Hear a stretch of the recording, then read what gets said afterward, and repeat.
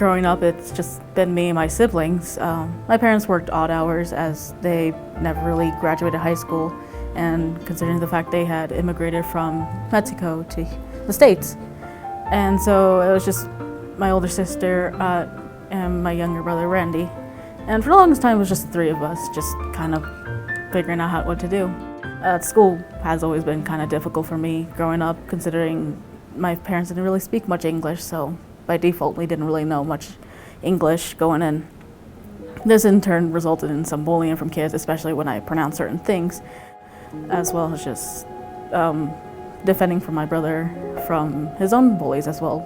I also kind of just gave up on everything, just didn't bother. It's difficult for me to get up in the mornings, to find a reason to even continue doing what I was.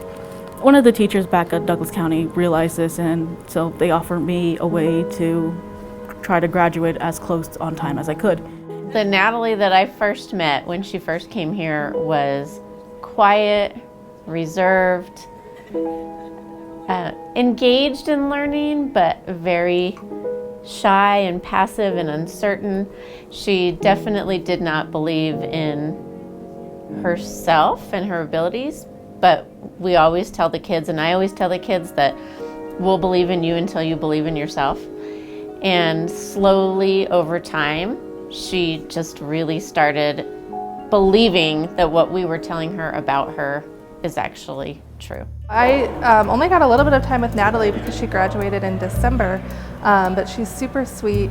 She really came out of her shell here at Oaks. This was one of the best decisions I've made, as this school really did help me a lot, as I still didn't really know what to do. She did theater in her last quarter, and we got to see her really blossom on stage, and she really kind of found her confidence there. The school makes you feel like a person with your own stories to share, with new chapters to build on one another, and not like a number in the system and not another empty face in the hallway. It's small enough where you kind of know everyone, and it's really nice. It had a nice, warm and welcoming feeling at the school. She just became herself. I feel like when Natalie came to us, we had an idea of who she was, but that day that she walked across the stage was the day that we really got to see her shine. And I think even more than that, I'll never forget the day that she got accepted to Northeastern Junior College. And she came to my door and was just in tears and so excited. And then I was in tears, and then everybody was in tears. And it was just that moment where she had given herself a chance and it paid off, and she could see this future that was probably not a future that she would have imagined when she first came to DC Oaks. And that was by far the pinnacle moment when I just knew that she was going to go do great things.